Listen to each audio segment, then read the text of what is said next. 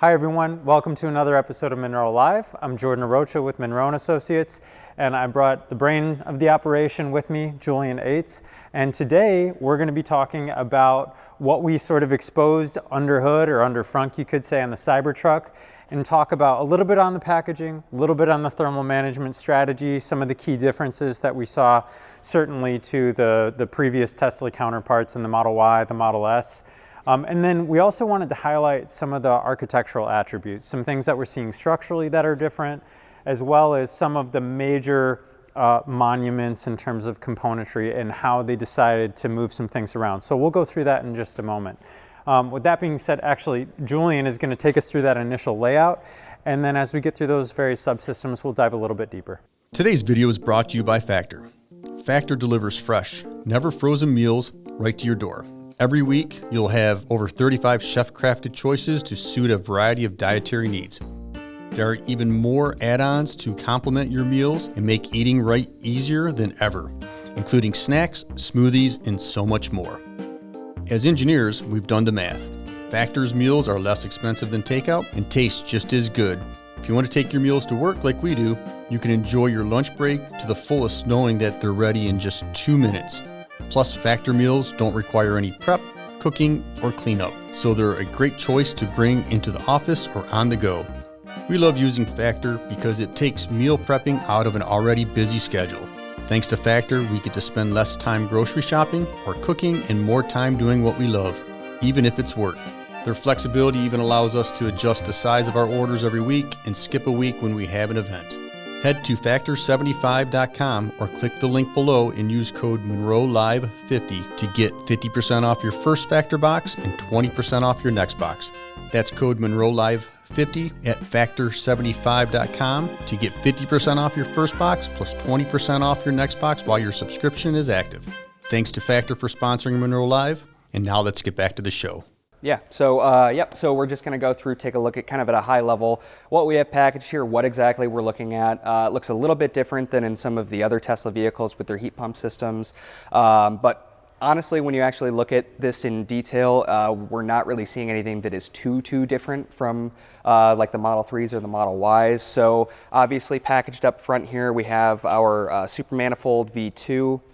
That's then coupled to our chiller and our LCC, which is a liquid-cooled condenser, and then our refrigerant lines that run across widthwise in the front to our EAC compressor. So largely the monuments here use basically the same things we've seen before. Jordan and I were taking a look at this a little bit before we started filming here, and even though a lot of these are carryover components, we had noted that a couple of these do appear to be Cybertruck specific, specifically the LCC right here, which is indicated on its label as a Cybertruck component mounted to the Mega Beam, which we'll talk about a little bit later. And trying to get an idea for what the differences would be in terms of the mechanical components here. This is obviously a Cybertruck. It's much bigger. It's nearly a 7,000-pound vehicle for the Cyber Beast variant, 11,000 pounds of towing capacity. So, whether or not all of these components would have been directly carryover from, say, a Model Y was in question. And if we take a look here, the chiller, actually, this is something that we have from, I believe it was the Model S Plaid. The chiller, which is located down here, appears to be about the same size in terms of overall depth and length of that laminate stack for the plate cooler. And the part numbers are effectively the same. There does appear to be a difference in revision. However, for all intents and purposes, they appear to be the same component. Where we do see a little bit of variation is in the liquid cooled condenser. So again, this is one that we took off of the Model S Plaid heat pump system. And this is, again, tailored specifically to Cybertruck. And what we actually found, just doing a quick measurement of these, is the Cybertruck LCC is about 1 inch longer. So there's an additional inch added on to the laminate stack for that plate cooler. And so that's going to effectively add capacity for the heat pump to remove heat from the powertrain and to provide cooling. One thing that's interesting to note is even though they have grown it in length, you might remember that one of the initial heat pump systems had that liquid cooled condenser, but there was a strap to help keep it in place because could have been possible that it wasn't designed, that they had to add some laminate stacks to that to increase the cooling capacity, and what it was designed for, it couldn't actually support that added length and sort of that moment that would then be produced by that added mass out from where the mounting point was. So it doesn't appear that they have done anything different from what was on the Model S Plaid to anchor it there. But they have grown the liquid cool condenser a little bit. And it is interesting, Julian, to your exact point, you do just get a large moment, right? There's nothing on the, if you're looking at it from a cross-sectional view, a profile view, there's nothing out on the front of this, same with Cybertruck, that is supporting the front end of it. So as you go over a bump, or as this thing's going through any sort of durability cycle, you're putting a lot of tension and stress on these bolts and the attachment points that are just really this one plate in the back. So when we saw that strap on the front of it, it actually made sense. Oh yeah, you would want some additional retention to hold it in place. But counterintuitively, we saw the Cybertruck grow roughly 2.5 centimeters, or 25 millimeters here, and yet still no strap. So they got a bigger LCC, so further out towards us in the X direction, no strap at all. And so to me, that's indicative of either lesser requirements in the way of durability, or what they're expecting this thing to do, and or perhaps they're just being a little bit more aggressive on what they're willing to tolerate in terms of that durability. But yeah, from a liquid cool condenser perspective, of all the components that we're seeing here that may increase in size, this is one of those that I think intuitively to us made the most sense, because of all the Tesla vehicles that we've looked at this far, certainly this one has the largest cabin. So in the way of, hot Texas day, if you will, driving down the road or sitting, in traffic jam, that guy is really going to help cool your refrigerant down to get that additional cabin volume cooled down to stay comfortable for those occupants. Yeah, and to that point, Jordan, in terms of components that would grow, just again, because this is a larger cabin, we also do have what appears to be at least, at first blush, what appears to be a fairly decently larger EAC compressor mounted here. And you can see, if we look just below, you can see down there where the high voltage cables go to provide power to that. So that is at least that end of it, where all of your control board, all of those more low voltage electronic components would be. That appears to be much larger than the EAC compressors that we've seen on the Model S, the Model Y, the Model 3, which again makes sense. You've got a larger cabin. You've got, again, because this is a heat pump system, this is intrinsically linked to your cooling ability for both the high voltage battery system and your powertrain. So it makes sense that you're going to want to sort of upscale these components and just add the capacity to move that heat from one place to another. And TBD, one of the things that we're diving into with the Cybertruck naturally is, the 48 volt system. We're looking at all the major consumers and some of the smaller consumers, to see how far out in that system they really took 48 volts, Did they go all the way to the sun sensor? Did they stop at the compressor? We already know some of that, but I'll save that for the EE guys to dive into. But it could very well be, looking at this board, in order to keep a higher sustained current, for example, some of the drivers, some of the electronics on that printed circuit board may need to change as well. Yep. Yeah. And that's actually just another minor point, just because we can only see so much of the thermal management system here, and obviously once we take it apart a little bit more, we'll be diving a little bit deeper. But I am curious to see if we're going to have any kind of a PTC heating element as part of this heat pump system. You might remember from the Hyundai Ioniq 5 heat pump system video that we had done after the teardown, we noticed that there was a heating element for the glycol going into the battery pack. So that's for conditions where battery preconditioning, if it's cold out. Again, batteries are a lot like humans. We do very well within the same temperature threshold. So for charging and discharging, that battery is going to want to stay within a certain temperature range. And so with the Ioniq 5 being at an 800 volt architecture, it could be that due to your lesser I²R losses, that less current, less heat generation compared to a 400 volt system, they needed to supplement that in order to condition the battery, as well as potentially use that for cabin heating in some capacity. So what I'm interested to see here is, given that this is an 800 volt architecture going hand in hand with that 48 volt lower voltage side of the system, I'd be interested to see if we're going to have any PTC element in this heat pump system, or if they're leveraging the 3 motors, the 7,000 pound vehicle, 11,000 pounds of towing, if that's going to strain the powertrain system enough to generate the heat that's needed to get the performance you want out of the heat pump. Yeah, so. Absolutely. Now, moving beyond some of the components that we've talked about, maybe we can talk a little about the overall architectural layout. Yep. I'll call it kind of the major bones of the vehicle that we're seeing under hood. So in looking at the Cybertruck, in a similar vein, right, they've really taken the approach of having that kind of super beam, meaning shock tower to shock tower strut and brace system that also and simultaneously is carrying the lion's share of components that live under here. So most of those are pre-assembled at a sub-assembly station. They're mounted first to this large cast aluminum member, which is mounted to the Giga casting up front. And then those are brought into the vehicle as one cohesive unit, whereby the subsequent connections, likely to the cooling module right here, for example, these lines are then made. So very similar to other Teslas in that sense, but as Julian started to mention, there's a few key elements that are quite different though. One kind of general layout position of the compressor, the fact that the HVAC blower case, the actual fan motor, is mounted cabin side, and also the material and execution of that beam in general. If you're asking why, well, a couple of things. To me, it starts with the overall architecture of the front of dash. So if you've ever been in a Cybertruck, or if you haven't, I'll kind of give you a preview.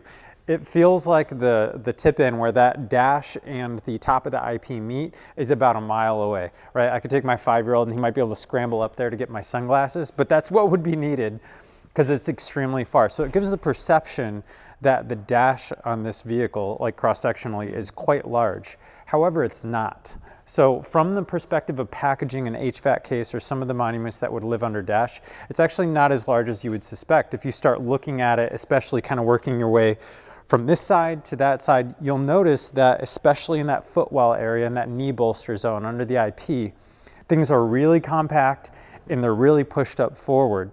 Well, one of the trade-offs and decisions that you need to make when doing that is, where do I put one of the largest monuments in the vehicle, the HVAC case, right, which typically lives under the skin of the IP. In this case, the Cybertruck and Tesla team said, we're going to put that front of dash. Right. What are the trade-offs to that? By putting their HVAC blower and case forward of dash, it's quieter, which is nice, typically speaking, because one of your primary noise generators in an HVAC case system, meaning the unit that's cooling the cabin, is the blower motor. By putting that dash side, it's going to allow most of the noise coming from that to be subdued and mitigated by the dash panel, any subsequent NVH treatments that they have. However, what that is going to require them to do is have larger and a little bit more extensive grommets passing from that HVAC case through the dash into the cabin. So some ductwork gymnastics that they'll have to do. Right. So that's one major trade-off. So that's part of the thing that's enabling the cabin in the Cybertruck to look the way it does. Mm-hmm. The other thing, and I want to compare and contrast to the previous Teslas, looking at this cast aluminum beam going from shock tower to shock tower, it's not the first time that we've seen Tesla go shock tower to shock tower. So Julian and I grabbed 2 examples to demonstrate this. So this is from an earlier generation Model Y, very similar execution used on the latest generation Model Y, in fact, almost identical, going by memory. So this is a rolled, formed steel tube with MIG welded stamped plates on either side. So this is doing the same thing, in effect, on the Model Y that this big cast aluminum piece is doing on the Model X. All of them are hard mounted, meaning there's no elastomeric mount or isolator going from the brace to the shock tower. So these truly are structural contributors to that overall front end structure of the vehicle. Likewise, Julian, if you want to give them an example of what the Model S did. Yeah, the Model S had it's a series of aluminum extrusions that are TIG welded together. This was mounted again between the shock towers, and this actually served as it was the super beam. Yep. So that contained all of the pressurized air for the active suspension system. In addition to that, similar to what we have here and almost in roughly the same locations, we did have toward the rear, we had the low voltage battery, the lithium ion 12 volt battery anchored directly to this, as well as a polymeric injection molded bracket for the EAC compressor. So all of those monuments were hung from this structure that also tied in between the shock towers to add to the structure of the body itself. So here's that compressor bracket, which again, you'll note here, they've actually done away with a separate bracket entirely, and they've now just isolated at the compressor into that cast beam. So there's, you know, a bit of component, some complexity elimination there. But again, overall philosophy is very, very similar to what we've seen. So, and I was a big fan of the way the Model S did this. You know, I've had this in my hands more times than I can count, but one thing I was a little disappointed in when I saw the Cybertruck come out, I'm like, ooh, air suspension. What are they gonna do with the Super Beam? Sadly enough, the Cybertruck did not integrate the accumulator or the reservoir for the air suspension. That's packaged in the back of the vehicle. Yep. But a big fan of the way particularly the Model S did that. But beyond that, overall, again, the architecture is the same. So it's all pre-installed to that monument, brought into the vehicle, decked, mounted, and so forth. For the Cybertruck, it's clear that the member is significantly more structural, meaning both in the Z-axis, right, the cross-section from the lowest point to the highest point, the fore-aft span and the X direction for you CAD spinners out there, from the front to the back is larger, as well as the span that it actually has to bridge. So that span, very specifically, is part of the reason that it needs to be more substantial, because it's going further, right? Structures would say that with a larger vehicle, higher input loads coming from the shock towers and so forth, it needs to do more work in addition to carrying, you know, some of the larger components, in HVAC case, some of the things that we had mentioned.